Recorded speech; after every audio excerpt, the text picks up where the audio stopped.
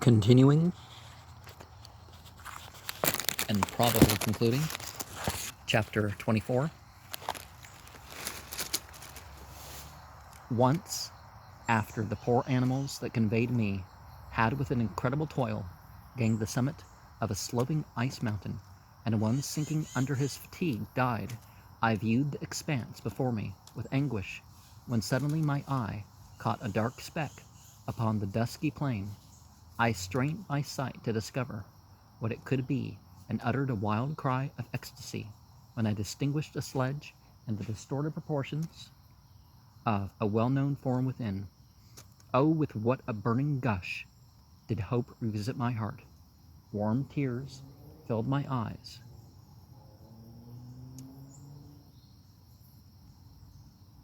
which I hastily wiped away, that they might not intercept the view I had of the demon.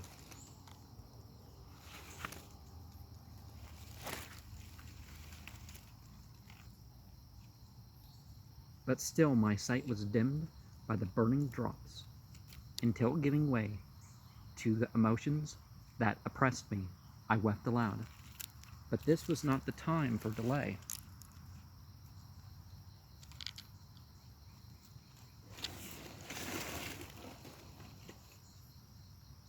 I disencumbered the dogs of their dead companion, gave them a plentiful portion of food, and after an hour's rest, which was absolutely necessary, and yet which was bitterly irksome to me, I continued my route. The sledge was still visible, nor did I again lose sight of it, except at the moments when, for a short time, some ice rock concealed it, with its intervening crags. I indeed perceptibly gained on it, and when, after nearly 2 days' journey, I beheld my enemy at no more than a mile distant, my heart bounded within me. But now, when I appeared almost within grasp of my foe, my hopes were suddenly extinguished, and I lost all trace of him, more utterly than I had ever done before. A ground sea was heard, the thunder of its progress, and the waters rolled and swelled beneath me, became every moment more ominous and terrific. I pressed on, but in vain. The wind arose, the sea roared, and as with the mighty shock of an earthquake, it split and cracked with a tremendous and overwhelming sound. The work was soon finished. In a few minutes, a tumultuous sea rolled between me and my enemy, and I was left drifting on a scattered piece of ice that was continually lessening, and thus prepared for me a hideous death. In this manner, many appalling hours passed. Several of my dogs died, and I myself was about to sink under the accumulation of distress, when I saw your vessel riding at anchor, and holding forth to me hopes of succor and life. I had no conception that vessels ever came so far north, and was astounded at the sight. I quickly destroyed part of my sledge to construct oars, and by these means was enabled, with infinite fatigue, to move my ice raft in the direction of your ship. I had determined, if you were going southwards, still to trust myself to the mercy of the seas rather than abandon my purpose. I hoped to induce you to grant me a boat with which I could pursue my enemy, but your direction was northwards. You took me on board when my vigor was exhausted, and I should soon have sunk under my multiplied hardships into a death which I still dread, for my task is unfulfilled. Oh, when will my guiding spirit, in conducting me to the demon, allow me the rest I so much desire, or must I die, and he yet live? If I do, swear to me, Walton, that he shall not escape, that you will seek him and satisfy my vengeance in his death. And do I dare to ask of you to undertake my pilgrimage, to endure the hardships that I have undergone? No, I am not so selfish. Yet, when I am dead, if he should appear, if the ministers of vengeance should conduct him to you, swear that he shall not live. Swear that he shall not triumph over my accumulated woes, and survive to add to the list of his dark crimes. He is eloquent and persuasive, and once his words had even power over my heart. But trust him not. His soul is as hellish as his form, full of treachery and fiend-like malice. Hear him not. Call on the names of William, Justine, Clerval, Elizabeth, my father, and of the wretched Victor, and thrust your sword into his heart. I will hover near and direct the steel aright. Walton, in continuation, August 26th, 17. You have read this strange and terrific story, Margaret, and do not you feel your blood congeal with horror, like that which even now curdles mine, sometimes seized with sudden agony? He could not continue his tale. At others his voice broken, yet piercing, uttered with difficulty the words so replete with anguish. His fine and lovely eyes were now lighted up with indignation, now subdued to downcast sorrow and quenched in infinite wretchedness. Sometimes he commanded his countenance and tones be related the most horrible incidents with a tranquil voice, suppressing every mark of agitation. Then, like a volcano bursting forth, his face was suddenly changed to an expression of the wildest rage as he shrieked out imprecations on his persecutor. His tale is connected and told with an appearance of the simplest truth, yet I own to you that the letters of Felix and Safie, which he showed me, and the apparition of the monster seen from our ship, brought to me a greater conviction of the truth of his narrative than his asseverations. However earnest and connected such a monster has then really existence, I cannot doubt it, yet I am lost in surprise and admiration. Sometimes I endeavored to gain from Frankenstein the particulars of his creature's formation, but on this point he was impenetrable. Are you mad, my friend? Said he. Or whither does your senseless curiosity lead you? Would you also create for yourself and the world a demoniacal enemy? Peace, peace. Learn my miseries, and do not seek to increase your own. Frankenstein discovered that I made notes concerning his history. He asked to see them, and then himself corrected and augmented them in many places, but principally in giving the life and spirit to the conversations he held with his enemy. Since you have preserved my narration, said he, I would not that a mutilated one should go down to posterity. Thus, as a week passed away, while I have listened to the strangest tale that ever imagination formed, my thoughts and every feeling of my soul have been drunk up by the interest for my guest, which this tale and his own elevated and gentle manners have created. I wish to soothe him, yet can I counsel one so impotently miserable, so destitute of every hope of consolation to live? Oh no, the only joy that he can now know will be when he composes his shattered spirit to peace and death. Yet he enjoys one comfort, the offspring of solitude and delirium. He believes that when in dreams he holds converse with his friends, and derives from that communion consolation, where his miseries are excitements to his vengeance, that they are not the creations of his fancy, but the beings themselves who visit him from the regions of a remote world. This faith gives a solemnity to his reveries that render them, to me, almost as imposing and interesting as truth. Our conversations are not always confined to his own history and misfortunes.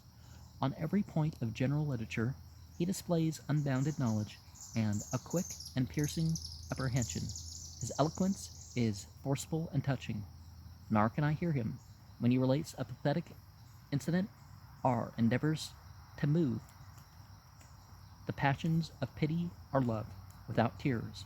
What a glorious creature must he have been in the days of his prosperity. When he is thus noble and godlike in ruin, he seems to feel his own worth and the greatness of his fall. When younger, said he, I believe myself destined for some great enterprise. My feelings are profound, but I possessed a coolness of judgment that fitted me for illustrious achievements. This sentiment of the worth of my nature supported me when others would have been oppressed, for I deemed it criminal to throw away in useless grief those talents that might be useful to my fellow creatures. When I reflected on the work I had completed, no less a one than the creation of a sensitive and rational animal, I could not rank myself with the herd of common projectors, but this thought, which supported me in the commencement of my career, now serves only to plunge me lower in the dust.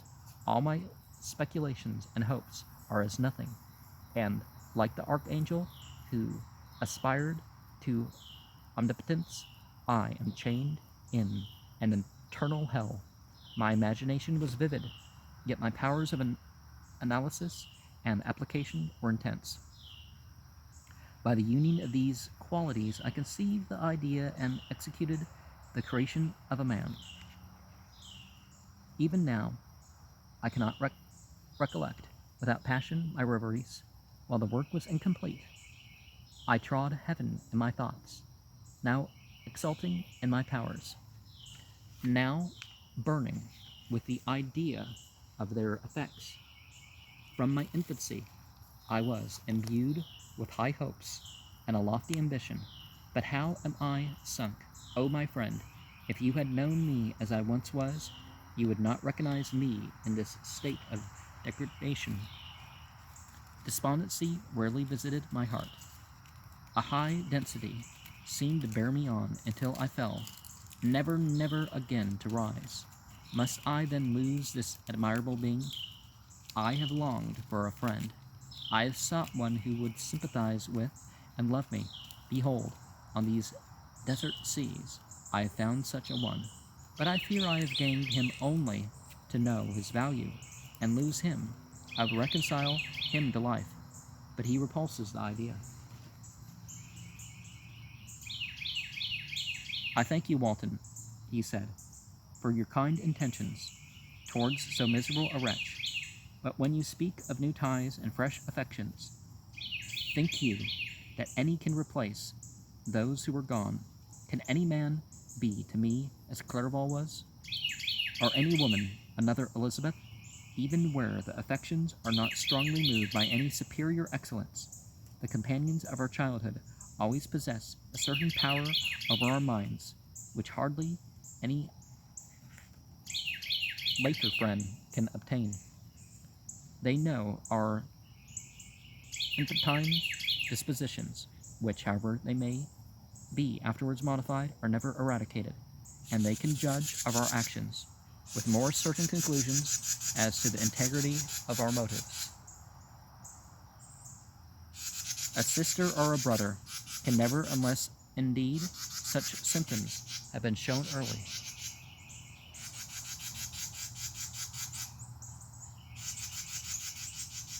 Suspect the other of fraud or false dealing. When another friend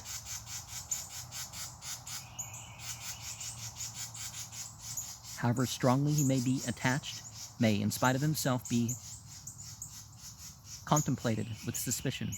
But I enjoyed friends, dear not only through habit and association, but from their own merits, and whether I am the soothing voice of my Elizabeth, and the conversation of Clerval will be ever whispered in my ear, they are dead, and but one feeling in such a solitude can persuade me to preserve my life. If I were engaged in any high undertaking or design, fraught with extensive utility to my fellow creatures, then I could live to fulfill it. But such is not my destiny.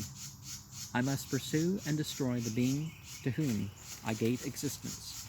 Then my lot on earth will be fulfilled, and I may die. September 2nd. My beloved sister, I write to you, encompassed by peril and ignorant whether I am ever doomed to see again dear England and the dearest friends that inhabit it. I am surrounded by mountains of ice, which admit of no escape, and threaten every moment to crush my vessel. The brave fellows, whom I have persuaded to be my companions, look towards me for aid, but I have none to bestow. There is something terribly appalling in our situation, yet my courage and hopes do not desert me. Yet it is terrible to reflect that the lives of all these men are endangered through me. If we are lost, my mad schemes are the cause, and what Margaret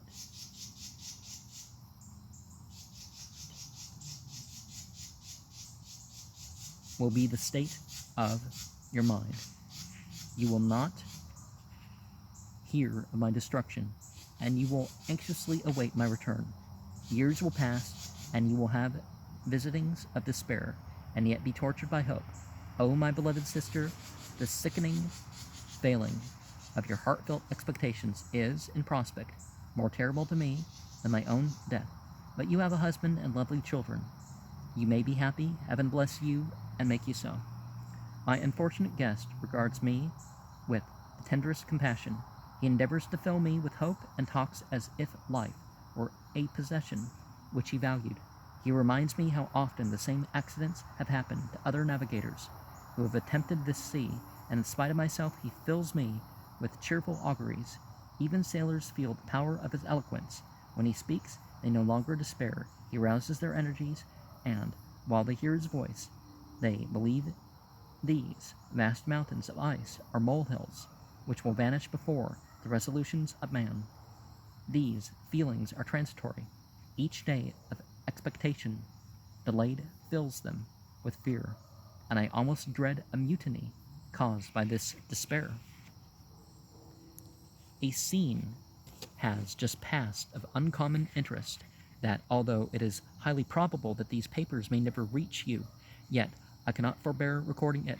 We are still surrounded by mountains of ice, still in imminent danger of being crushed in their conflict. The cold is excessive, and many of my unfortunate comrades have already found a grave amidst this scene of desolation. Frankenstein has daily declined in health.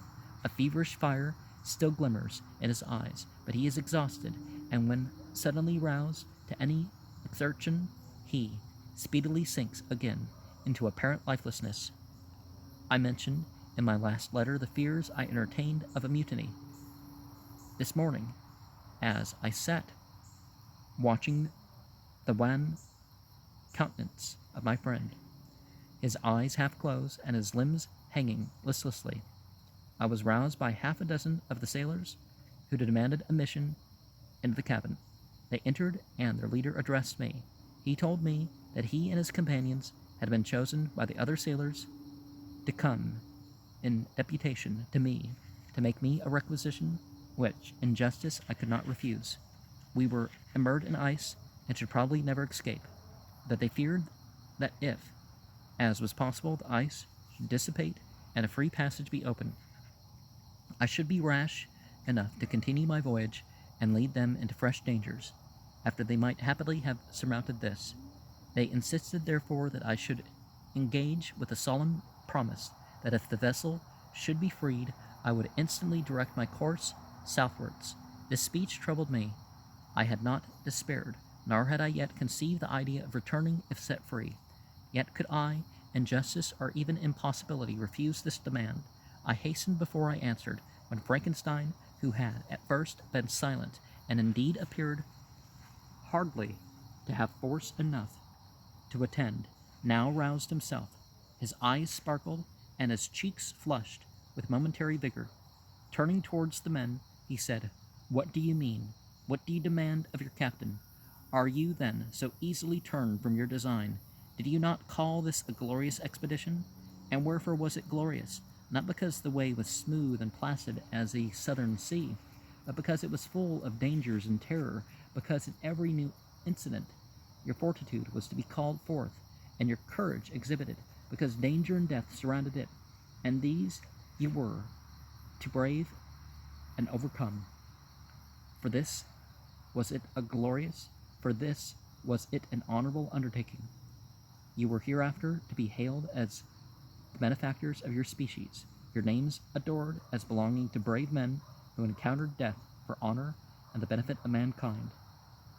And now, behold, with the first imagination of danger, are, if you will, the first mighty and terrific trial of your courage, you shrink away and are content to be handed down as men who had not strength enough to endure cold and peril. And so, poor souls, they were chilly, and returned to their warm firesides. Why? That requires not this preparation. Ye need not have come thus far and dragged your captain to the shame of a defeat, merely to prove yourself cowards. Oh, be men, or more than men. Be steady to your purposes, and firm as a rock. This ice is not made of such stuff as your hearts may be. It's mutable, and cannot withstand you, if you say that it shall not. Do not return to your families with a stigma of disgrace marked on your brows. Return as heroes who have fought and conquered, and who know not what it is to turn their backs on the foe. He spoke this with a voice so modulated to the different feelings and expressed in his speech with an eye so full of lofty design and heroism that you can wonder that these men were moved. They looked at one another and were unable to reply. I spoke. I told them to retire and consider of what had been said, that I would not lead them farther north if they strenuously desired the contrary, but that I hoped that, with reflection, their courage would return. They retired, and I turned towards my friend. But he was sunk in languor and almost deprived of life. How all this will terminate, I know not, but I had rather die than return shamefully, my purpose unfulfilled. Yet I fear such will be my fate. The men, unsupported by ideas of glory and honor, can never willingly continue to endure the present hardships.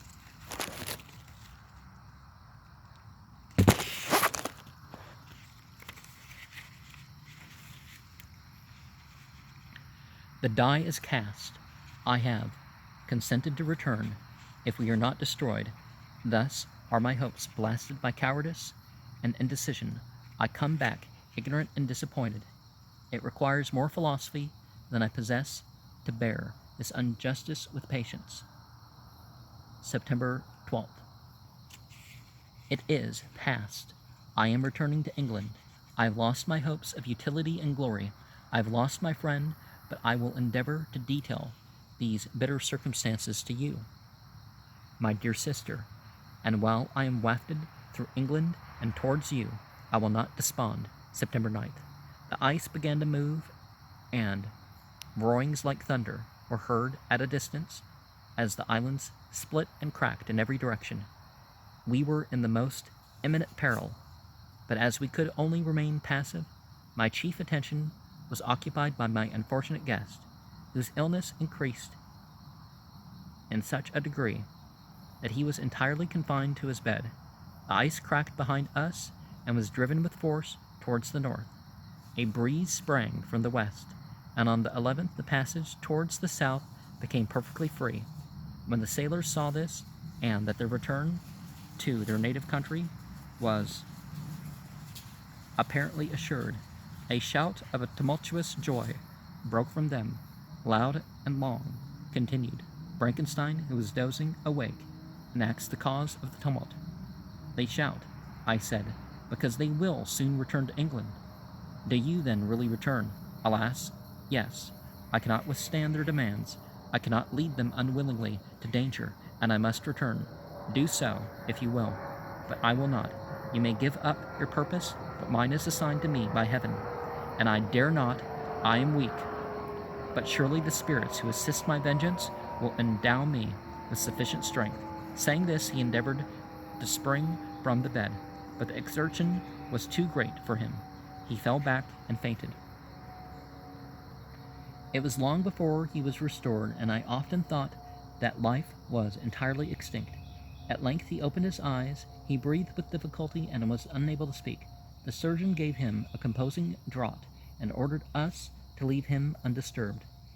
In the meantime, he told me that my friend had certainly not many hours to live. His sentence was pronounced, and I could only grieve and be patient. I sat by his bed, watching him. His eyes were closed, and I thought he slept. But presently he called to me in a feeble voice, and bidding me come near, said, Alas, the strength I relied on is gone. I feel that I shall soon die, and he, my enemy and persecutor, may still be in being. Think not, Walton, that in the last moments of my existence I feel that burning hatred and ardent desire of revenge I once expressed, but I feel myself justified in desiring the death of my adversary. During these last days, I have been occupied in examining my past conduct, nor do I find it blamable. In a fit of enthusiastic madness, I created a rational creature, and was bound towards him to assure, as far as was in my power, his happiness and well-being. This was my duty, but there was another still paramount to that. My duties towards the beings of my own species had greater claims to my attention, because they included a greater proportion of happiness or misery. Urged by this view, I refused, and I did right in refusing, to create a companion for the first creature. He showed unparalleled malignity and selfishness and evil. He destroyed my friends.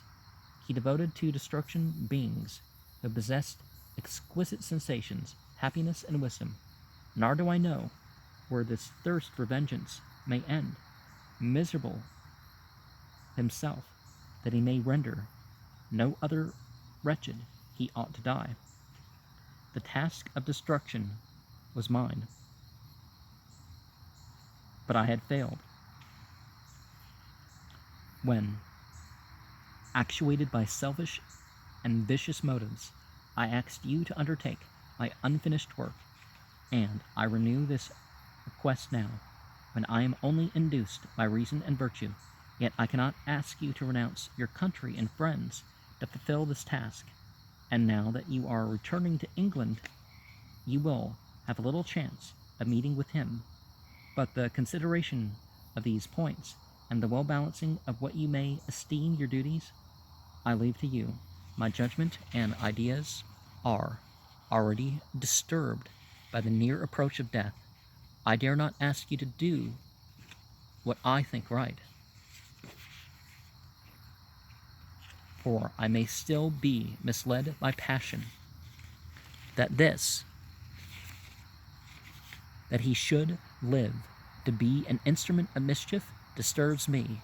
In other respects, this hour, when I momentarily expect my release, it is the only happy one which I have enjoyed for several years. The forms of the beloved dead flit before me, and I hasten to their arms. Farewell, Walton.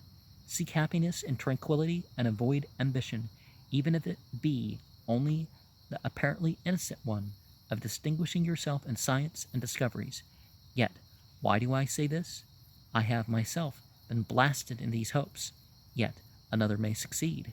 His voice became fainter as he spoke, and at length exhausted his effort. He sank into silence. About half an hour afterwards, he attempted again to speak, but was unable. He pressed my hand feebly, and his eyes closed forever, while the irradiation of a gentle smile passed away from his lips.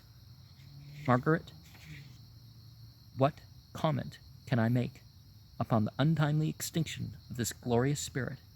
What can I say that will enable you to understand the depth of my sorrow?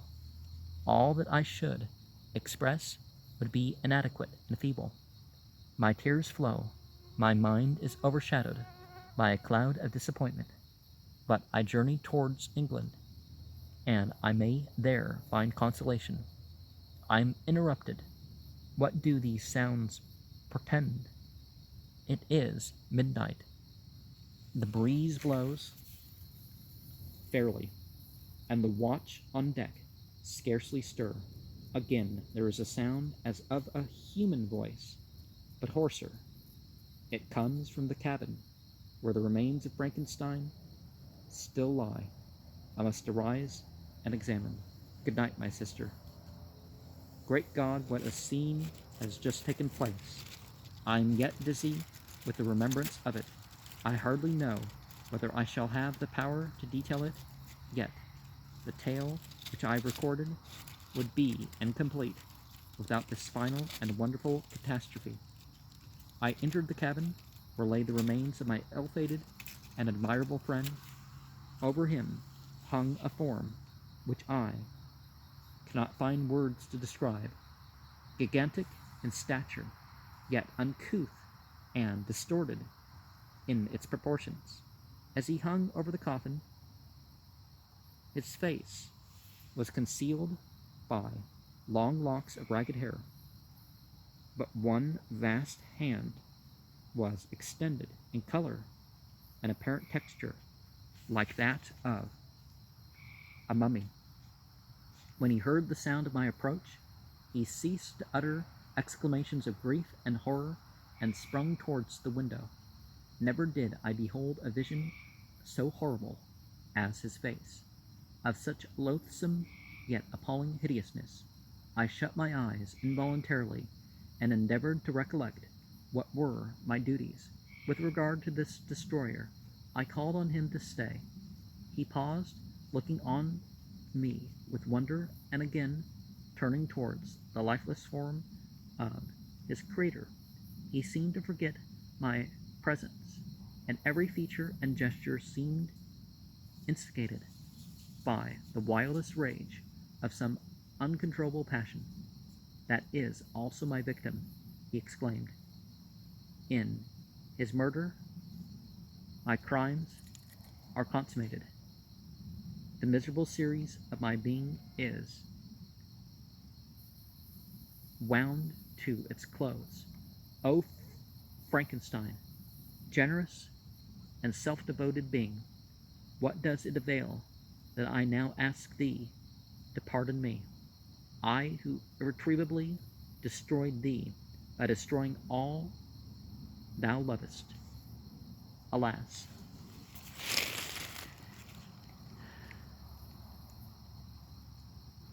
He is cold. He cannot answer me. His voice seems suffocated, and my first impulses, which had suggested to me the duty of obeying the dying request of my friend in destroying his enemy, were now suspended by a mixture of curiosity and compassion. I approached this tremendous being. I dared not again raise my eyes to his face. There was something so scarring and unearthly in his ugliness. I attempted to speak, but his words died away on my lips. The monster continued to utter wild and incoherent self-reproaches. At length, I gathered resolution to address him in a pause of the tempest of his passion. Your repentance, I said, is now superfluous.